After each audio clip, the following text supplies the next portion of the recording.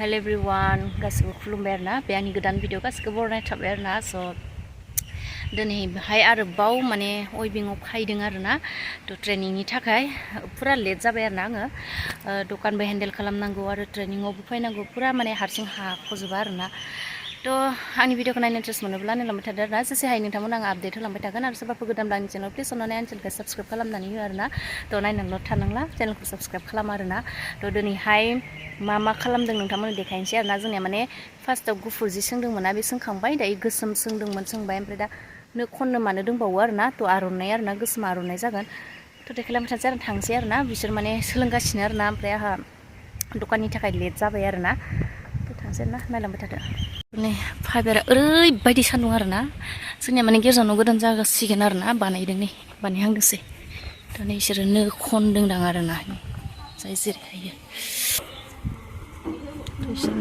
नो खनबाय आरोना आर'नाइनि बियो नै जाय जेरै हायो मावगासिनो आरोना आयु माबेलाय गोसोमनि आरोना आर'नाइ गोसोम दागोन दा सोंहांदोंसै सोंहांबाय आरोना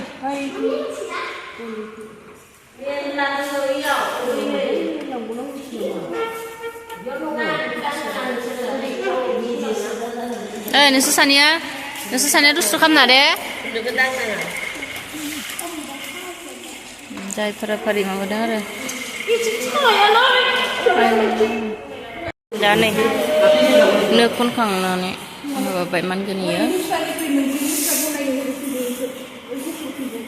आगरनि गोसोना दोनखाबाय वा मेडाम दानसै दानाय ना मायदों माबायदि जायो बेनो खाजेनबाय फार्स्ट टाइम हा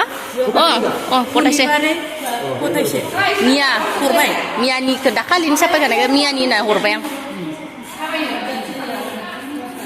दाजेनसिगोन आरोना बेयो जोमखांनाय जि सोरबाफोर माहाबा ओंखारलांगोनबा फट' थिखांनो बुंखा लेन्सआ नङा मुस्रायावनो दंखायो बबिनाव जोंनाय आरो बे मोनसे दारहालखौहाय खादों आरोना इसोरो बे जोब्बाला आरो बेयाव खाबावनो दंबावसो दा बेखौ फार्स्ट दाजेनग्रोनोसै आरोना फोरोंगिरि आरोना दायो ट्रेनिंनिफ्राय फैबाय आरोना ट्रेनिं लाखांजोबनानै जोंनिया 10टानिफ्राय 2टासिममोन डाइरेक्ट ट्रेनिङा ओमफ्राय ट्रेनिंनिफ्राय फैनानै आरो आं दखानाव फैफिनबाय आरोना आरो दायो दखान हेन्डेल खालामलायबाय दखानाव दङ आरोना आंनियाव फुङावबाथाय दखान खुलिसिगोन खुलिनानै आरो 10टानिफ्राय ट्रेनिङाव थांसिगोन आरोना ओमफ्राय ट्रेनिं जोबखांनानै 2टा जाबाथाय ट्रेनिं जोबबाथाय आरो लगे आं दखानाव फैफिनसिगोन आरोना बेबायदिनो हारसिङै मेनटेन खालामलांनो गोनां जायो आरोना मावना जायाबाबो आरो उपाय गैया दायो आं दखानाव दं आरोना मानो होनबा बेलेग दिनावहाय बाजार दिनावहाय मंगलबार आरो माबायाव सुनिबारावहाय दखान सिङावनो जिरायो आरोना ओमफ्रायथ' समबार ओमफ्राय बिथिं जि बाजार दिन नङा बेयाव आं बाहेरायाव जिरायो आरोना नै बेलेग दिनाव आं बेबायदि बाहेरायावनो जिरायो आरोना ओमफ्राय नै बेबायदि आलायना लाजोबो बिथिं सब ड्रेसफोरखौ बेक साइडथिंबो बिथिं सब ड्रेसफोरखौहाय बेबायदि आलायनानैहाय लाजोबो आरोना ओमफ्राय बिथिं आरो बेलेग दखान दङ गय दखान दङ आरो आंनि बेक साइडथिंबो दखान दङ आरोना ओमफ्राय बैथिंबो बेलेग ना गोरान बेफोरबायदि फानो आरोना बेलेग दिनाव बाजार नङि दिनावहाय आं बेयावनो जिरायो आरो बेबायदिनो बाजार दिन नङाबाथाय आं बेबायदिनो बाहेरायाव जिरायनानैहाय फानो आरोना ओमफ्राय बाजार दिनबाल'सो आंनि दखानावनो आं थानाय जायो आरोना ओमफ्राय बिदिनो ट्रेनिं हदाय आंनि दैलि दिना बेबायदिनो आरोना फुङावबाथाय दखान खुलिबाय ओमफ्राय बिनि उनाव 10टानिफ्राय 2टासिम फंबायमोनखौ थाहोखांनानै ओमफ्राय 2टा जाबाथाय आरो आं थाफैलायबाय आरोना बेबायदिनो मावनानै जानाय आरोना आंनि दैलि लाइफ स्टाइला बेनो आरोना थेंक इउ स' माच जायफ्रा आंनि बे ससे भिडिअखौहाय नायबाय वेबिंनि भिडिअखौहाय लोगोसे दखाननि भिडिअ नोंथांमोनखौ आंनि गोसो गोरबोनिफ्राय थेंक इउ स' माच आरोना जायफ्रा